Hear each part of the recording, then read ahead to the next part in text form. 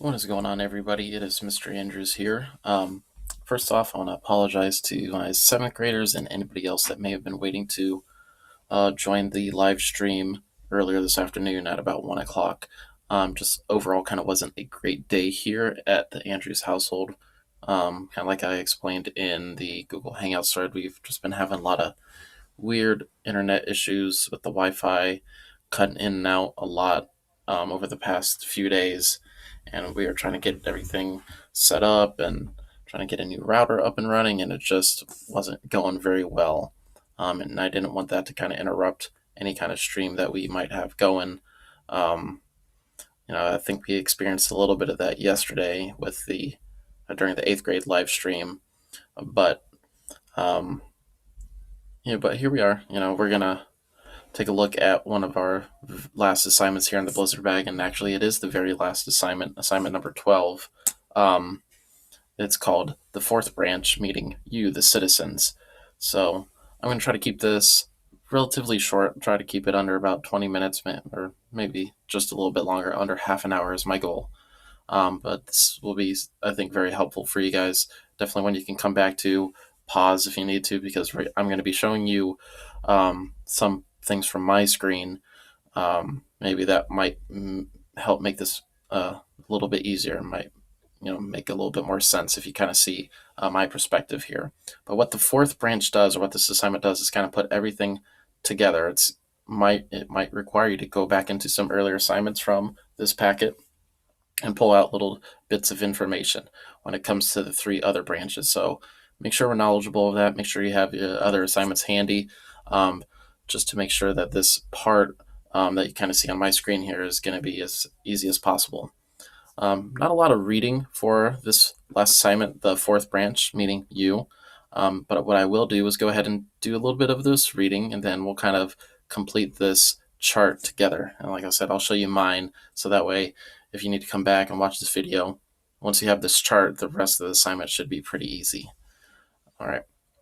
So the fourth branch, you, participating in your democracy. So it says you may not feel like part of the government, but you are. The, quote, dem in the word democracy comes from the Greek word demos, meaning people. But how can one person have an impact on a government as huge as ours? Lots of ways. Emailing or phoning government officials, joining a community group, writing to the newspaper, and voting are just a few ways Americans can participate in their democracy. If you understand how the government works, and you've got a bit of savvy about where your opinions will have the most impact, you can be an active member of the, quote, fourth branch of our government, meaning the citizens, okay? That's me, you, your parents, mom, dad, grandma, grandpa, and uncle, whoever it is that you live with.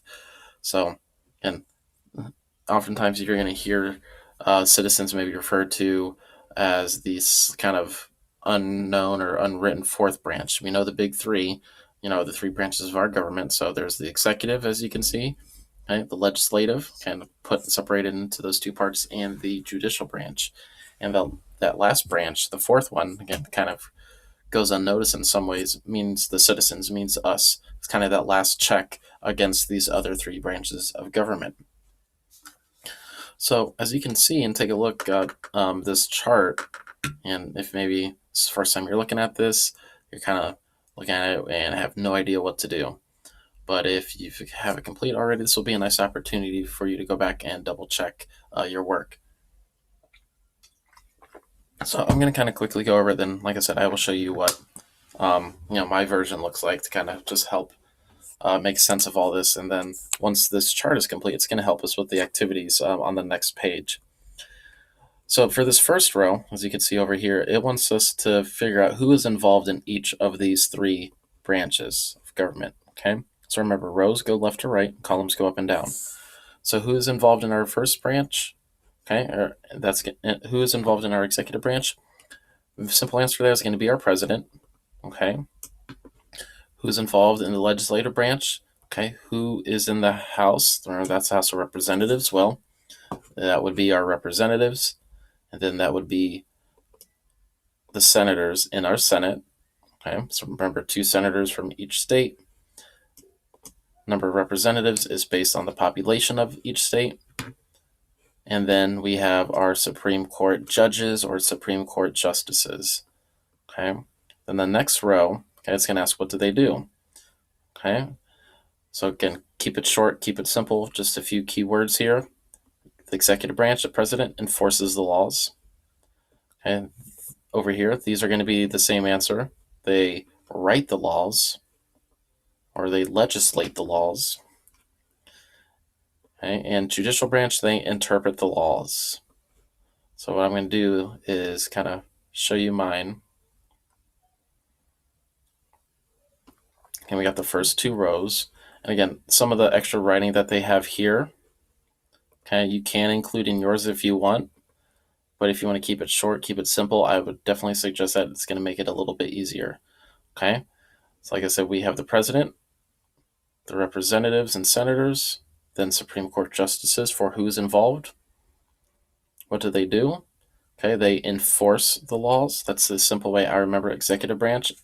They both start with the executive branch enforces the laws. Okay, the legislative branch, okay, what both parts are responsible for are to kind of come up with laws. They write the laws.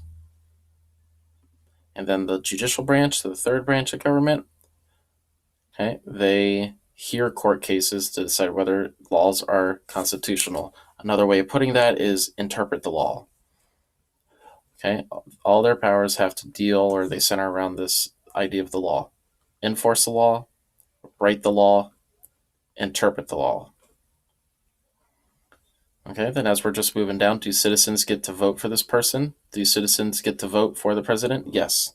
Do citizens vote for their representatives and their senators? Yes. Okay.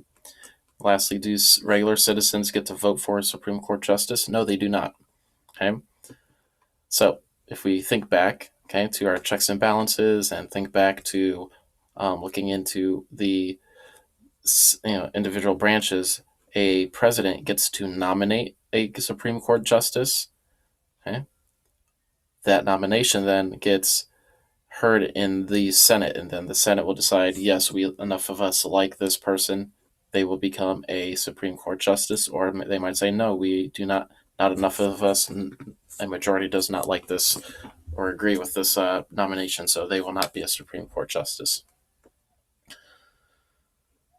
Okay, so some of this again is going to come from some earlier assignments, so make sure we have that handy.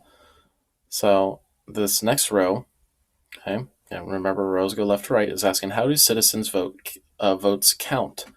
Okay, so for the executive branch, so the state's electoral votes go to the candidate who wins the majority. Okay.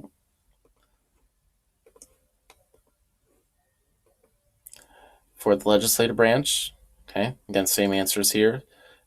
In both the House and the Senate, citizens, we vote directly for the person. And the judicial branch, there is no voting. Again, that's not something that regular citizens get to vote for.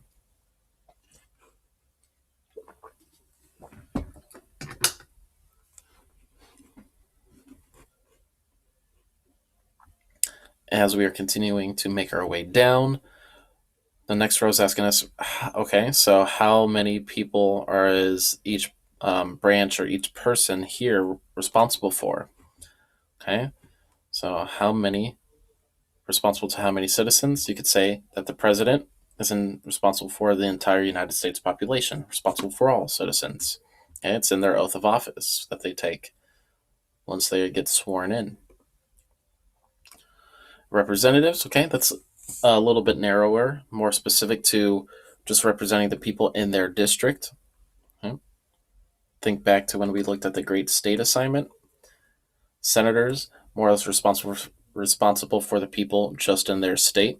So a California senator is not necessarily going to be concerned about what the citizens in Ohio need. And the same for Ohio. The Ohio senator is going to be worried about the citizens of their state. Okay. And for the Supreme Court or the judicial branch, you could also make the case for the entire United States. They also say none because responsible to uphold the law. Again, big part of the judicial branch is to remain impartial, not biased, not necessarily give their own opinion or be influenced by what regular people think. They're supposed to strictly just look at the Constitution and decide, does this law over here violate the Constitution? Yes or no. They're not supposed to have any kind of outside influence on it. And their rulings on some of these laws will affect the entire, United States population. That's why they're saying yes. But you could also make the case for no because, again, they're not supposed to be listening or have any kind of biases in terms of their decisions they are making. They're not supposed to be influenced. Okay, second to last one here, like the odds of in-person contact, so the actual chance of meeting each of these people. So the chance of meeting the president may be very low. Okay, may appear at an event with thousands of people. Okay, what about your representative? Okay, so you got a slightly better chance because, again, a representative is a representative of your district. Okay, lives in the same general kind of neighborhood that you might. Senator, maybe a slightly less. Okay, it says a moderate chance. Appears at state events with many people. Again, senators represent their state, so there's a slightly moderate chance that potentially you could maybe meet or bump into that person in real life. If you know where to go, if you're familiar with how the whole political system works, you might be able to. And then for the Supreme Court or the judicial branch, again, very low. Okay, you might not even know if you saw them out on the street. Yeah, so it's a very, very interesting job that the Supreme Court justices have. I'm sure a lot of Americans probably want to know half of them, because there's 9. If you kind of showed them like a picture of all them sitting together, without like their robes and without their kind of attire. But they have a very important job. But a lot of people don't know their names. Okay, and the last one here. Could your calls, emails, or letters influence them? So for the first 3, you would hope yes, okay, because these are people that we get to elect. Okay, so we have, ultimately a say in kind of, is this the person that is going to represent us, and could they listen to our concerns, listen to our pleas, listen to our ideas? They might. You never know. And again, no, for the Supreme Court or for the judicial branch, again, they're not supposed to take any outside influence. They're supposed to remain impartial, not biased, and just kind of look at the law as the text. Okay? So, yeah, this is the chart. I'll keep this up for a second. That way you might be able to pause and kind of get this stuff down. But having this completed will definitely make the next part a little bit easier. So I will switch back to the student view in just a minute. But like I said, I wanted to give you guys a minute to kind of take this down, because if you don't already have it down, it may be a little bit difficult. Again, especially if you're kind of rushing to get this done, since these are, these blizzard bags are being collected in the next couple of days. You want to try to get as much done as you can. And also, by the way, this is the last week of live streams. So I will be doing a 6th grade live stream tomorrow, unless, again, we're having more issues, but we seem to be doing a lot better now.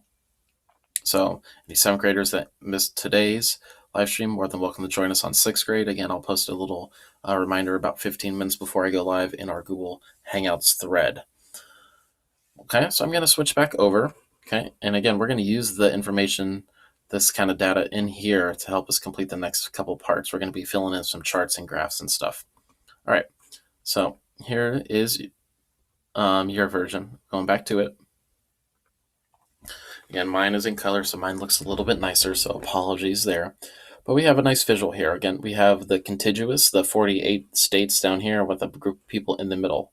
Okay, pointing to Washington, D.C. That's where our federal capital is, the national capital. It's home of the Supreme Court, the judicial branch, the president, the executive branch, and the Capitol building, okay, Congress, or the legislative branch.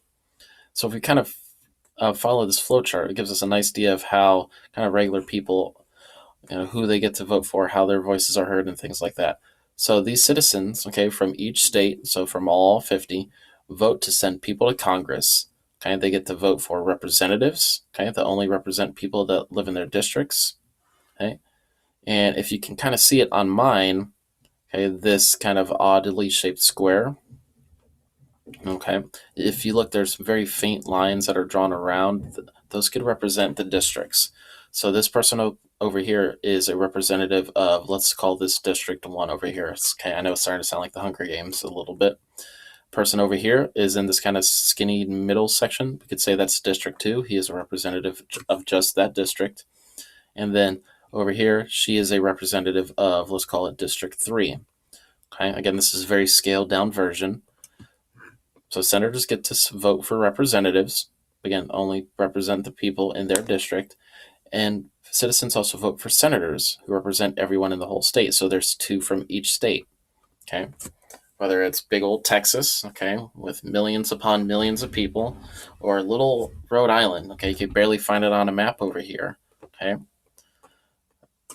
They get two senators just like these big states like Florida, Texas, California, New York, okay. So these people, so both senators and representatives go to Washington, D.C.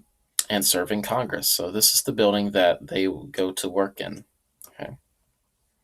You can often find clips of them having discussions and talks and briefings and stuff like that on the news a lot, or maybe if you get, your news on social media or like YouTube or something like that, they often have little clips, little 1 to 2, maybe 1 to 5 minute updates about what's going on with, the world as it currently stands. All right, so for the next couple activities here, it's going to have us kind of call back to the chart that we just completed. Okay.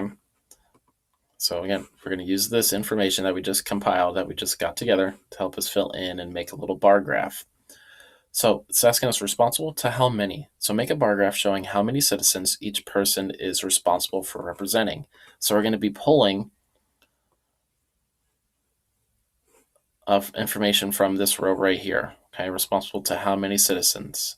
Okay, so it's not asking for specific numbers. It's, again, if you look along the left-hand side here of this chart, all, lots, some, or none. And then on the bottom, okay, president, senators, representatives, and Supreme Court justices. So if we're looking at the president, how many people is the president responsible to? Okay, the entire U.S. So then we draw a little bar, okay, going all the way up to the top there. Okay. Senators, okay, let's double check. Entire state, okay, so lots of, would it be all people, lots of people, some people, or none? And this one, again, it's can differ depending on what students think. It definitely would not go to all, because senators don't represent everybody in the country. They just represent everybody in their state. So you could put it right up to lots, or maybe somewhere in between here of some and lots. So it's really up to you. We're not getting too picky on the specific right answer since we don't have exact numbers, but we're just kind of getting a general idea. And then for the last two, you should be able to complete that on your own. And this last one on this page is asking for your citizen power. Make a bar graph showing where your citizen power has the most impact to get someone's attention on the issues that you care about. So again, it kind of goes into this last row here. Can your calls, emails, or letters influence them? Okay. So what is the chance of that happening? Is it a high chance of your citizen power, you writing, you calling, things like that, of getting their attention? Is that a high chance? Maybe if you write the president, okay. Is it going to be a low chance for senators, or is it going to be a moderate chance for the Supreme Court justices?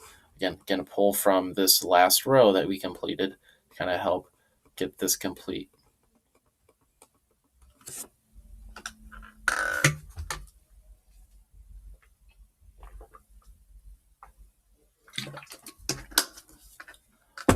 All right, we should be getting close to the end here. So the last couple parts, or last couple pages of this assignment, the fourth branch, it's going to kind of put you as like an advisor in some ways to this person, Wally, I think his name is. So it says, who are you going to call? So Wally cares a lot about issues, and he has decided to make full use of his citizen power. Well, good for Wally, right? So, however, Wally doesn't quite understand how the federal government works. Check over Wally's letters, emails, and phone calls to make sure he targets the right people and doesn't embarrass himself. wants us to first decide what Wally should do with each of his proposed communications. Tell him by circling the correct picture. If you find something wrong, tell Wally what the problem is. If not, tell him good job. Okay. So let's look at the kind of this first page. This is what we did in the stream yesterday. So I'll help you out with this first page, the first three, and then we should be able to kind of put it back on you guys to complete the last page. All right. So again, we're trying to help Wally out to see if these pieces of communication that he has written up, typed up, whatever it may be, are good enough to send, or if we need to fix them. And the kind of advice I want to throw out here is let's make sure we're paying attention to what he's asking these individuals to do. Is it within their job frame? Is it within their responsibility? Okay. And what we're really going to be pulling from is kind of the beginning up here. Okay. These first couple rows. Okay. So again, pay attention to what each person is able to do. That's going to be the key here. So let's look at number one together. So, dear Mr. President, I believe it is very important to find cures for modern diseases. Okay, so it seems very applicable to what is going on right now. This material and stuff was all made before everything going on. So, too many people are suffering because there is no way to make them better. So, please write a law to create a new center for researching new cures. Sincerely, Wally. Okay, so nice enough letter, but is it good enough to send out? Okay, let's look at who is he writing to? He's writing to the president. Okay, what is he asking the president to do?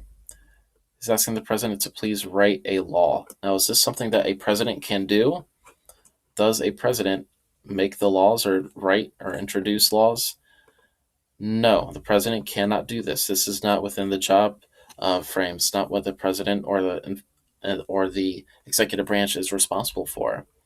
So, and we would kind of throw this in trash. So we put a little check mark by the trash can here for number one and kind of just tell him that. So here's the problem, Wally. Presidents don't write laws.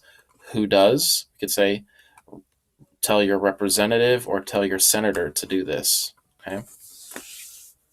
Because those are the individuals that actually write the laws. So again, this one gets a check by the trash can.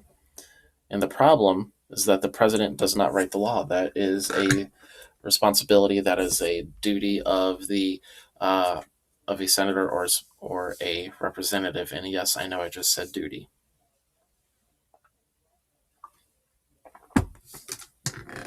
So again, take that kind of same approach into the last few examples here. We'll do just a couple more, and then we'll leave you onto the last page, and then we'll call it a day.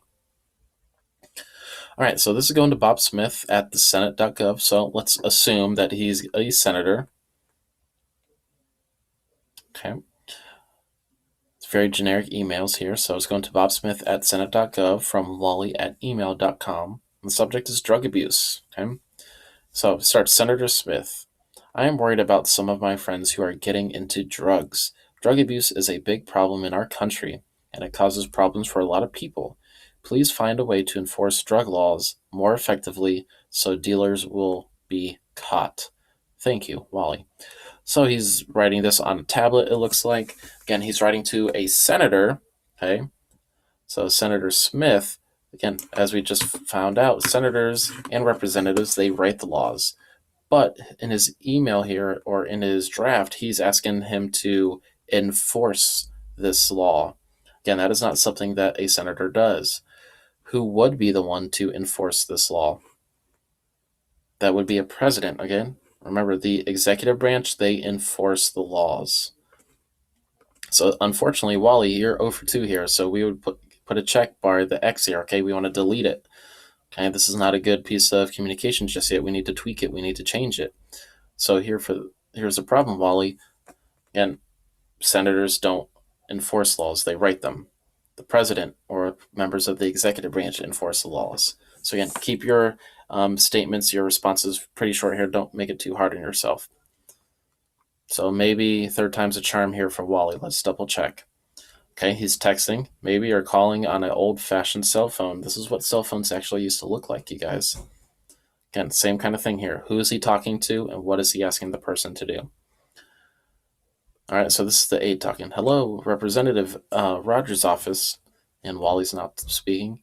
Hi, or hello, my name is Wally. I heard the Supreme Court is about to decide a case about giving kids more rights. Usually, when kids talk, nobody takes them seriously. That's why I want Representative Rogers to tell the justices to decide that kids deserve more rights. Okay, so he's talking to the representative's aide, kind of like their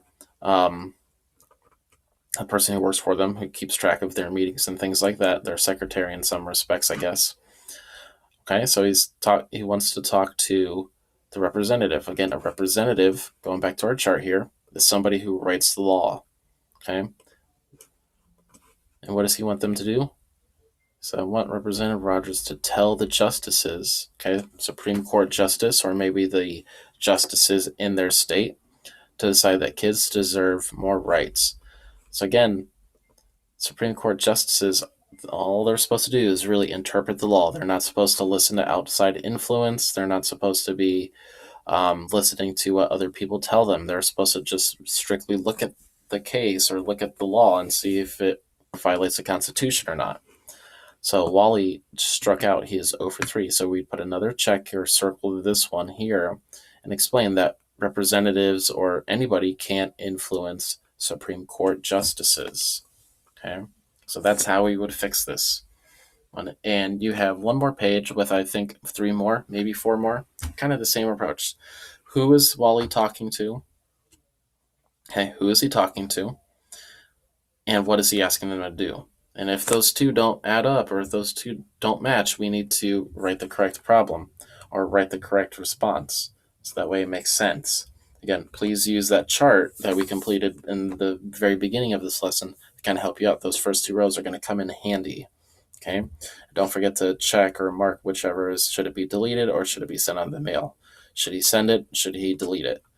Okay. Should he make the call or should he push hang up before he dials out? But yeah, that's going to pretty much wrap it up here, guys. Again, sorry, 7th grade, that I was not able to make a live stream, for you guys earlier today. You guys are more than welcome to join the 6th grade tomorrow, or obviously you guys can check out this video whenever you have time. But yeah, if you haven't heard already, this is the last week of live streams. We'll be available next week as well, from what I'm told. So if you need to come, or if you need to contact us in some way, whether it's email or if you here on YouTube, if you need us to make a video, do a walkthrough or something, I'm sure we'll be more than willing to do that for you to help you guys out. But yeah, the school year is almost over, which is hard to believe. It definitely feels incomplete, I think, but we're making do the best that we can. Everybody is. We know it hasn't been the easiest thing, but everybody's trying their best. But on that note, guys, I'm going to go ahead and get going here. Again, sorry, 7th grade, I could not do a live stream for you guys today. But again, join us tomorrow for the 6th grade one if you would like. Definitely check out this video. But until then, we'll see you guys on the next one.